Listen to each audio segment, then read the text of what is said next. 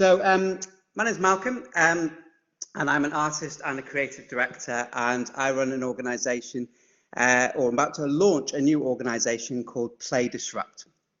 Play Disrupt is a public engagement organisation that aim is to widen participation within the arts, built environment, and within health and well-being and research. Its aim is to try and contact and connect with audiences who might otherwise not be connecting, and to go for deeper engagement. And we use play as a way to do that. Now, the company has come out of my own kind of journey in and out of street theatre. And so I wanted to tell you a story really about how that came into being. So, right. To do this with a tiny version of myself to see. Right. Round about in 2013, I was involved in making theatre, and I was involved in lots of conversations about trying to get people into theatres, about how to get more diverse audiences in through the doors of theatres. Round about the same time, there was a small commission, £50, 2 hours in a shop window. And what would you do? And I thought, well, how about we make a life-size game of hangman? And so we made this life-size game of hangman. It was very rudimentary, very rough, not much more than as you can see in front of you there.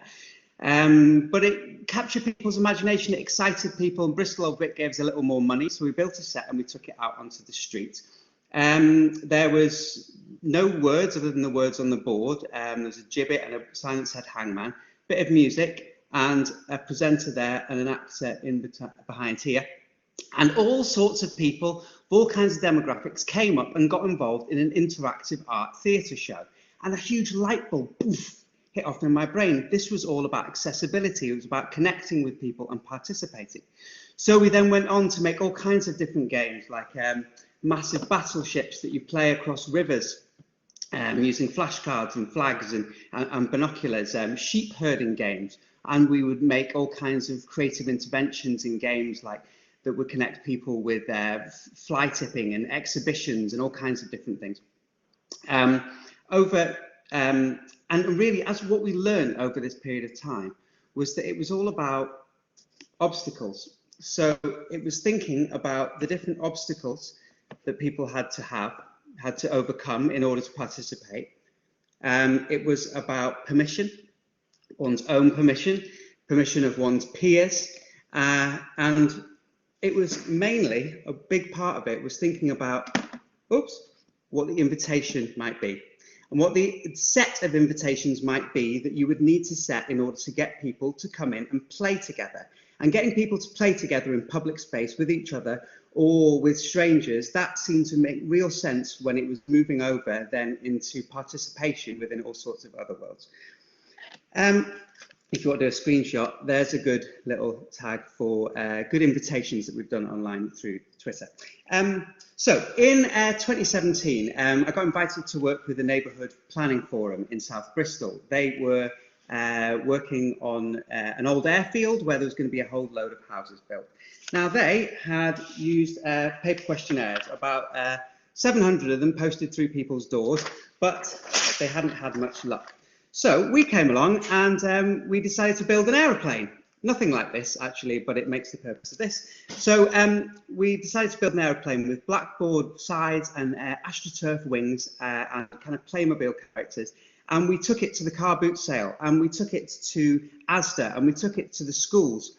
And people came over and they were interested in what we were doing, and they came to talk to us. That was the bait.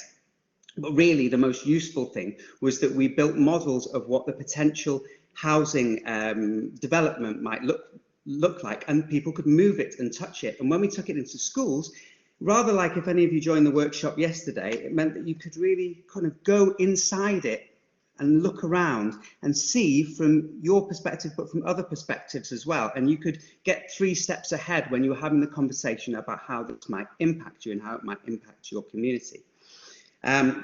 This was hugely important within all of our learning as we went ahead.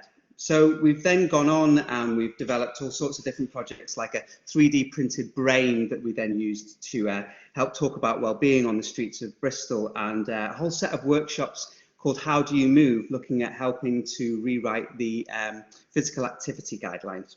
So with all of this brilliant work we've been doing, we knew this had to be something else rather than Mufti Games, which is what we've done before. So we set up a new company called Play Disrupt. So Play Disrupt kind of works on 4 pillars of why play.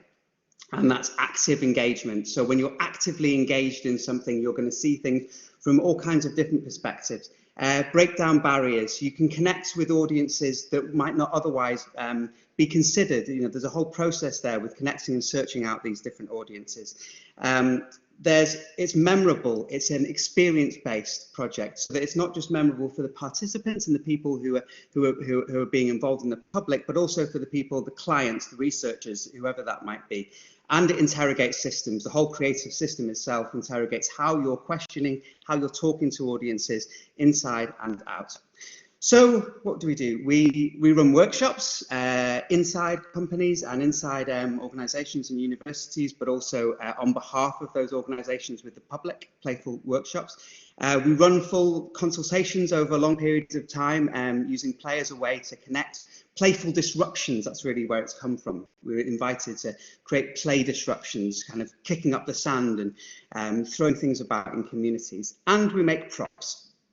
And given that this was a props-based little talk here that we're invited to do, I wanted to show you one of our new props. So I can't see very well, but dun, dun, dun, dun, dun. Oh, there we go. Hopefully you can see that. So this is one of our new public engagement props. This is for Olivia Maynard, experimental psychologist at Bristol University, and it's all about e-cigarettes. So it's a public engagement research video game for bingo halls and the streets, aimed at older people still smoking who are worried about different information about e-cigarettes.